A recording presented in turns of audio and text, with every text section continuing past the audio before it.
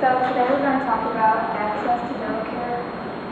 This is a topic that I really got interested in after our intro to community health class last year. Talking about the populations that don't have access to dental services and especially with the prices of dental services. So some of the objectives for today are to list some limitations to dental access, characteristics of at-risk populations, the difference between Medicaid and Medicare as it relates to dental services, the role of the advanced dental hygiene practitioner, and some community prevention programs. I know it sounds like a lot, but I'll try to do it. So, why the lack of access? One, the cost of it. It can be very expensive. Even our prices here, some people may think it's expensive, and it gets even more expensive in private practice. And it's especially expensive for those that don't have insurance, since they have to pay the full price. Location can be another factor.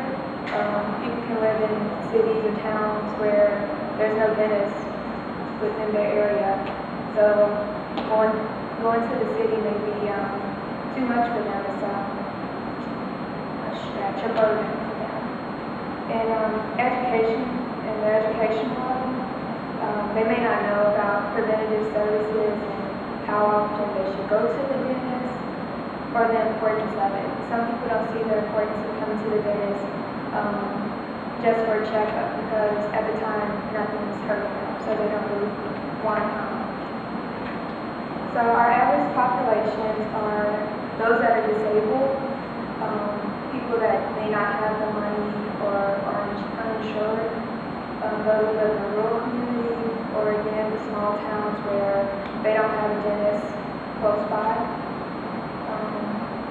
Elderly population, and again those that are unaware and uninformed.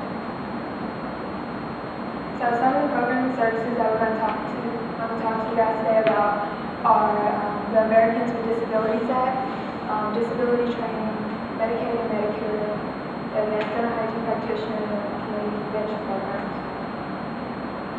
So the Americans with Disabilities Act is a federal law. It prohibits discrimination against disabled people in services and in employment, and under services is the dental practices. So what this means for dental offices is that they have to make reasonable accommodations for disabled patients.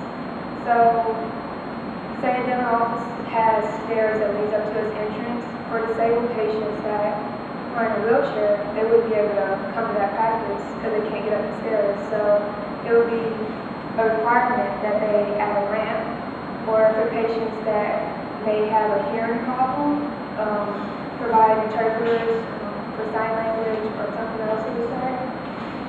There are exceptions to these accommodations. You don't have to make these accommodations if it's considered an undue burden. So that could be financial, where your practice at the time just can't afford to make these accommodations. Or say you need renovations for your dental office because the doors aren't wide enough, or it just doesn't provide what the patient with disabilities need. You don't have to do that because at the time you can't afford it, but you have to at least try or show that you can't do it.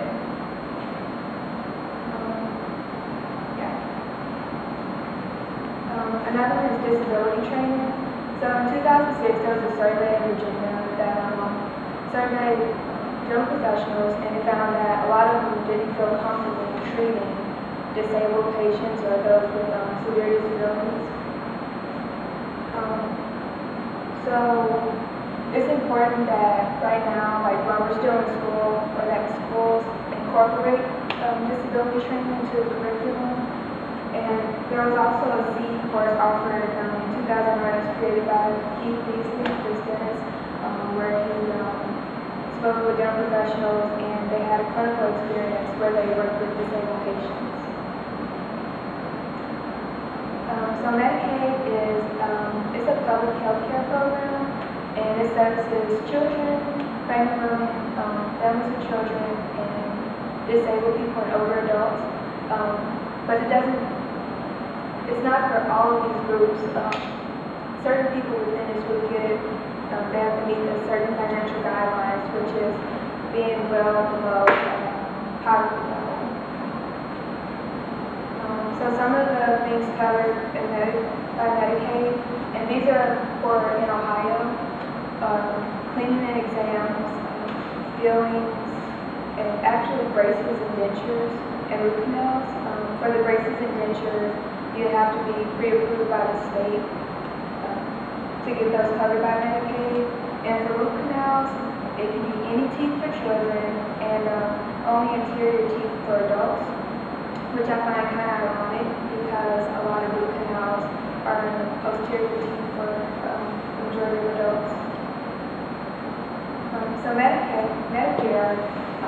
different than Medicaid, it's the health insurance program, and we mostly think about it for our older population. So those 65 and older, or those that are under 65 with certain disabilities, or those with end-stage renal disease. And Medicare specifies that it will cover medically necessary oral health care. So that means that it won't cover dental services just for the healthy mouth, which we stress. It has to be a part of a bigger health issue. So some of those could be like jaw reconstruction, say you fall and fracture your jaw and it needs to be reconstructed, they'll help cover that. And extractions of teeth, say you have oral cancer and you need radiation treatment. If you need your teeth extracted, then it'll cover it because it's part of a bigger health issue. But it's not just saying that Medicare doesn't cover for any dental services, just select few. So the next dental hygiene practitioner, it's relatively new. It's a mid-level dental hygiene provider. They're trained at the master's degree level.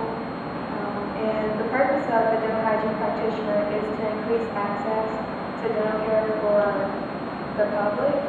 And as of now, there's a program at the Metropolitan State University of Minnesota that's currently having their first class. So some of the things that this practitioner can do is traditional services of hygienists are preventative work that we do, but they can also have their diagnosis and prescribe medications and prescriptions, and do a little bit of restorative work, like uncomplicated extraction and fillings. But if it's something more severe, then they refer them to a dentist. They collaborate with dentists. So for complete DNT, they'll refer them to a dentist or someone else who can help, because that's outside their scope of practice. So some of the settings they can work in are schools, nursing homes, community health centers, mobile dental clinics, and rural health clinics, which can help get out to those people who can't come to the dental office. And with the women, infants, and children centers, those people already have issues with insurance and money. So lastly, community prevention programs. So you have school sealing programs where you, second and sixth graders, you put sealants on their teeth to help fight against hidden fissures, decay. Fluoride tablet programs for little kids and chew up the tablets with the fluoride to help prevent decay. But the one I really want to focus on is water fluoridation. The purpose of it is to prevent caries. And the great thing about this one is that it serves a large proportion of the U.S. Because it's put right into our water. The concentration is 0.7 to 1.2 parts per million, and is very cost effective. Being around 50 cents per person per year, but it can get more expensive for smaller communities. Those that they get their water from wells, it becomes more expensive to put fluoride in their water. So, does anyone have any questions? Yeah, just a comment about, access to care. In Central Ohio, the new big thing is that the free clinic that they've had since 1993, where they now just added dental care to that. So people can come in and get extractions for free, every other Monday night, which is an effort to increase access to care to those in the city, those who are poor, those who need it. Yeah, That's a new thing. And they're trying to expand that to provide pro-fees and actually go every single Monday rather than every other Monday. So that's a big deal. Okay. Does anybody else have any questions? No? Well, I'd like to thank you guys for your time. I just wanted to make you guys more aware of the populations that don't really have access to care and some things that we can do as hygienists or things we can tell our dentists to help bridge that gap for these patients. So, thank you.